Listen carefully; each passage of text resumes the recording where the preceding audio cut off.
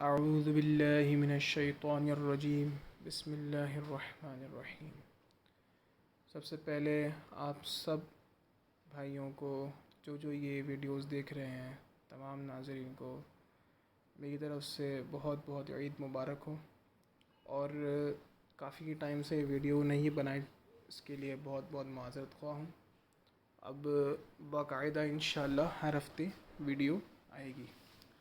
تو جہاں تک ہم نے سبق اپنا جو بیچ میں چھوڑا تھا، ہم باب الاذان کر رہے تھے، اور باب الاذان میں ہم اس مسئلے تک پہنچ گئے تھے کہ اگر حی علی الصلاۃ اور حی علی الفلاح پہ جب مؤذن پہنچے تو وہ اپنا چہرہ دائیں اور بائیں جانب کو پھیرے، اور اس مسئلے پر ہم نے اختتام کیا تھا۔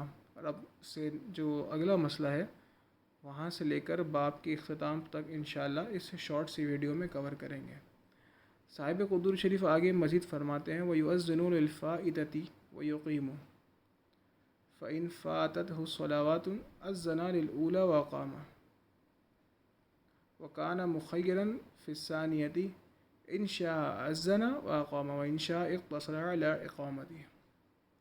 آپ فرماتے ہیں کہ اگر چاہے تو وہ اذان دے اپنی فوت شدہ نمازوں کے لیے اور اقامت بھی کہے۔ کیا فرما رہے ہیں کہ اگر کسی شخص کی ایک سے زائد نمازیں جو ہے وہ فوت ہو گئی ہیں، یا ایک ہی نماز کی اگزامپل لے لیں، پہلے فائتتی کا انہوں نے کہا ہے، تو فائتتی جو یا فائتہ جسے ہم کہتے ہیں، اس کا مطلب ہوتا ہے ایک فوت شدہ نماز، ٹھیک ہے۔ اور اگر کسی کی ایک نماز قضا ہو جائے تو وہ اب کیا کرے کہ اس کے لیے اذان دے سکتا ہے اور اقامت بھی کہہ سکتا ہے۔ یہاں پر اس سے مراد منفرد کی قضا نماز ہونا نہیں ہے، بلکہ ایک جماعت کا یا پورے ایک گروہ ہے جو شاید جیسے سفر میں مثال کے طور پر کسی جگہ سفر کر رہے ہیں اور نماز قضا ہو گئی، سب کی نماز قضا ہو گئی، یا سب کی آنکھ لگ گئی، کوئی اٹھا نہ سکا، کسی کو بھی اٹھا نہ سکا، یا کوئی بھی ایکس وائی زی ایسا معاملہ ہوا جس کی وجہ سے نماز قضا ہو گئی، اور اب وہ جماعت قائم کرنا چاہتے ہیں فوت شدہ کی، تو اس کے لیے کیا کریں گے؟ وہ اذان دے سکتے ہیں اور اقامت بھی کہہ سکتے ہیں۔ اور اگر ایک سے زائد نمازیں قضا ہو جائیں، یہ بھی وہی مسئلہ ہے کہ جب جماعت سے جو ہے وہ نماز کو ادا کرنا ہو فوت شدہ نمازوں کو، فَإِنْ فَاتَتْهُ الصَّلَوَاتُ أَذَّنَ لِلْأُولَى وَأَقَامَ، تو اگر ایک سے زائد نمازیں اگر فوت ہوئی تو پہلی نماز کے لیے اذان دے اور اقامت کہے، وَكَانَ مُخَيَّرًا فِي الثَّانِيَةِ، اور دوسری یعنی دیگر نمازوں کے لیے وہ اس کو اختیار ہے، إِنْ شَاءَ أَذَّنَ وَأَقَامَ، چاہے تو اذان دے اور اقامت دے، یا چاہے تو نہ دے، اور وہ جیسے آگے فرما رہے ہیں وَإِنْ شَاءَ اقْتَصَرَ عَلَى إِقَامَتِهِ، اور چاہے تو صرف اقامت پر ہی اختصار کرے۔ یعنی کہ اس مسئلہ میں آپ کو دوبارہ سمجھا دیتا ہوں کہ صاحب قدوری یہ فرما رہے ہیں کہ اگر ایک نماز فوت ہوتی ہے تو وہ اس کے لیے اذان دے اور اقامت بھی کہے، ٹھیک ہے۔ یہ اس کے لیے مسئلہ ہے کہ جہاں پر ایک پورے گروپ کی، پورے قافلے کی یا ایک سے زائد لوگوں کی نماز ایک ساتھ قضا ہوئی کسی وجہ سے، اور اب وہ اس فوت شدہ نماز کو قضا کرنا چاہتے ہیں اور باقاعدہ اس کی جماعت قائم کرنا چاہتے ہیں۔ انشاءاللہ ہم باب جماعت جو اور نماز کے دیگر جو مسائل جب شروع ہوں گے تو اس میں مزید تفصیل سے اس بات کو سمجھیں گے کہ اگر نماز قضا ہو جائے پورے گروہ کی تو اس کے کیا مسائل ہوتے ہیں، انشاءاللہ ہم مزید آگے اس میں ڈسکس کریں گے۔ تو اور فرماتے ہیں مزید آگے کہ اگر ایک سے زائد نمازیں قضا ہو جائیں تو پہلی نماز کے لیے اذان دے اور اقامت بھی کہے، اور دوسری جو دیگر نمازیں ہیں ان کے لیے اختیار ہے کہ چاہے تو اذان اور اقامت دونوں دے، یا چاہے تو صرف اقامت ہی پر اختصار کرے، ٹھیک ہے۔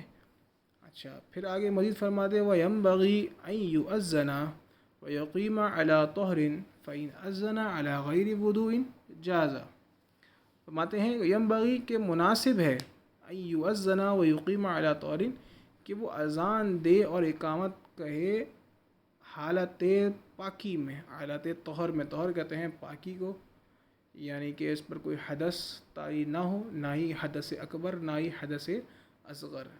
اور حدث اکبر اور حدث اصغر کیا ہوتا ہے؟ یہ انشاءاللہ کتاب الطہارات کے اندر ہم کور کریں گے.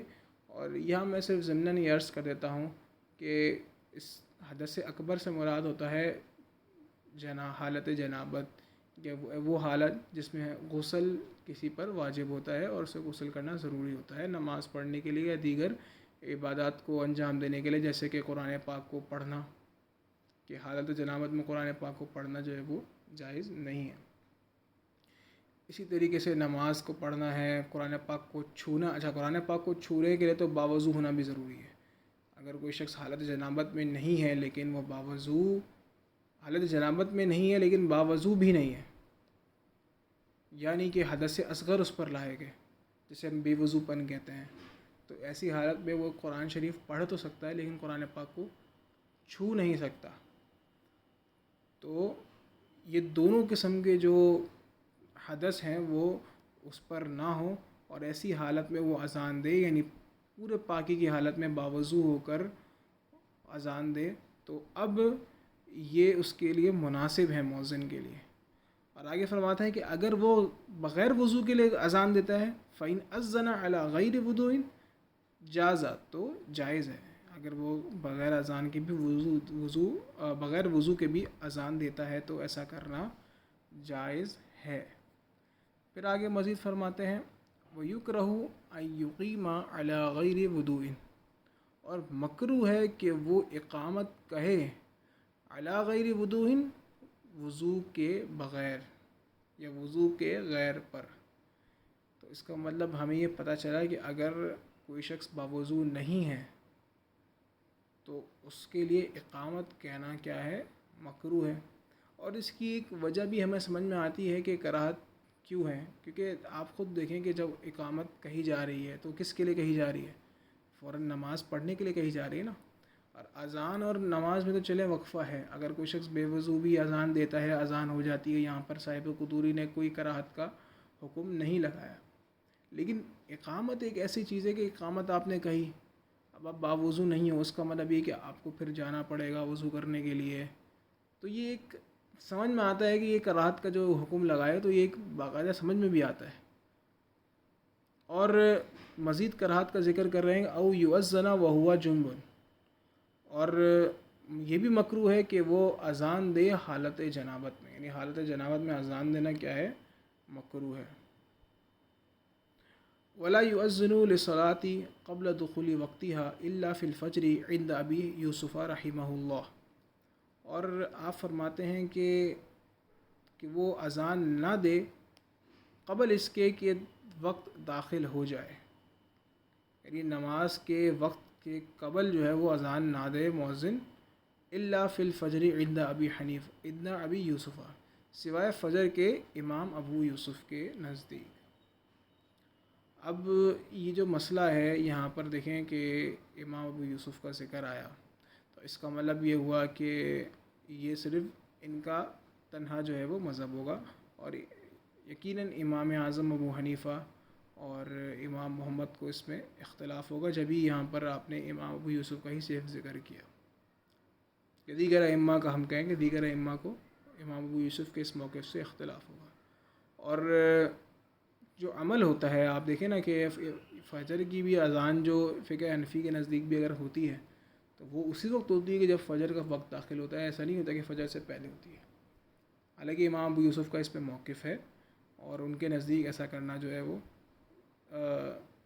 جائز ہے، صرف فجر کے لیے وقت سے پہلے اذان دینا صرف فجر کے لیے امام ابو یوسف کے نزدیک جائز ہے. اچھا، تو یہ رہا ہمارا کتاب الصلاۃ کا باب الاذان، اور امید کرتا ہوں کہ باب الاذان کے جو تمام مسائل ہیں وہ آپ کو سمجھ میں آ گئے ہوں گے. اور چونکہ یہ جو باب تھا ہمارا تقریباً 2 پارٹس کے اندر کور ہوا، تو میری آپ تمام طلباء کرام سے گزارش ہے کہ اس ویڈیو کو دوبارہ دیکھیں اور اس کے جو موسٹ امپورٹنٹ پوائنٹس ہیں وہ اپنے پاس نوٹ ڈاؤن کریں. اذان کی باب کے شروع سے میں ایک دفعہ آپ کو جیسے بتا دیتا ہوں کہ اذان کی شرعی حیثیت کیا ہے، اور کیوں صاحب قدوری نے جمعہ کو جو ہے وہ الگ ذکر کیا، ترجیح کا جو کانسیپٹ میں نے آپ کو بتایا تھا وہ کیا ہے، اور اس کے علاوہ جو ہم ایڈیشن کرتے ہیں، کیا اذان میں دیگر اذانوں کی اور فجر کی اذان میں کیا ڈفرینس ہے. اسی طریقے سے اقامت کا کیا کانسیپٹ ہے، اقامت کس لیے کہی جاتی ہے. تو یہ چیزیں جو ہیں وہ آپ ان کو پوائنٹس بنا بنا کر اپنے پاس لکھیں، اور کوشش کریں اب یہ عادت ڈالیں اپنی کہ جو بھی ہم باب ابواب شروع کر رہے ہیں ان کے اختتام پر آپ اپنے پاس لازمی طور پر ایک صفحہ لکھیں کہ اس باب میں آپ نے کیا سیکھا اور اس باب سے کیا کیا سوالات آپ کے ذہن میں آئے. ٹھیک ہے، اس سے ہوگا یہ کہ جب انشاءاللہ قدوری شریف ہم مکمل کر لیں گے یا کم سے کم کتاب الصلاۃ ہماری مکمل ہو جائے گی، تو آپ ایک ریویژن کریں گے تو آپ کو یہ دیکھ کر خوشی ہوگی کہ ماشاءاللہ سے کتنے چیزیں جو ہے آپ نے کور کر لی اور نماز کے کتنے مسائل جو ہے وہ آپ نے سیکھ لیے. اور ایک چیز اور بھی اس کا فائدہ ہوگا کہ آپ کی خود نماز درست ہو جائے گی. تو اس سے بڑھ کر ہمارے لیے اور کیا سعادت ہو سکتی ہے کہ ہماری نماز درست ہو جائے، اور نماز سے متصل جو اور مسائل جیسے اذان ہے، اور نماز انشاءاللہ ہم کتاب الطہارات بھی کور کریں گے، تو وہ اس کے اندر بھی کوشش کیجیے گا کہ یہی ساری باتوں پر آپ عمل پیرا ہوں. اچھا، اسی طریقے سے جیسے ہم بات کر رہے تھے کہ اس باب کے اندر اور کون کون سے مین پوائنٹس ہیں، تو ترسل اور حدر کے کیا فرق ہے، یہ بھی ایک موسٹ امپورٹنٹ کوشچن ہو سکتا ہے. اور اس کے علاوہ جیسے لاسٹ مسئلے پر جہاں ہم نے اپنی پچھلے پارٹ 1 کا اختتام کیا تھا کہ سیدھی جانب اور بائیں جانب جو پھرتے ہیں، تو یہ بھی ایک سوال بن سکتا ہے. اور باقی جتنے بھی مسائل ہیں جو اب آپ کے اینڈ تک، وہ انشاءاللہ وہ تو ہم اس ویڈیو میں کور کر چکے ہیں. تو امید کرتا ہوں آپ ہمارے ساتھ جڑے رہیں گے، اور اپنے مزید جو بھی فیڈ بیک ہو وہ کمنٹس میں ضرور بتائیں. آپ کو سیکھنے کو مل رہا ہے یا کسی چیز کی کمی ہے تو بھی اسے آپ ضرور مینشن کریں. کوئی چیز پوچھنا چاہتے ہیں اذان کے باب کے حوالے سے یا دیگر مسائل کے حوالے سے، تو بھی آپ ضرور کمنٹ کر سکتے ہیں. بن پڑا تو انشاءاللہ عرض کرنے کی کوشش کروں گا. السلام علیکم ورحمۃ اللہ وبرکاتہ.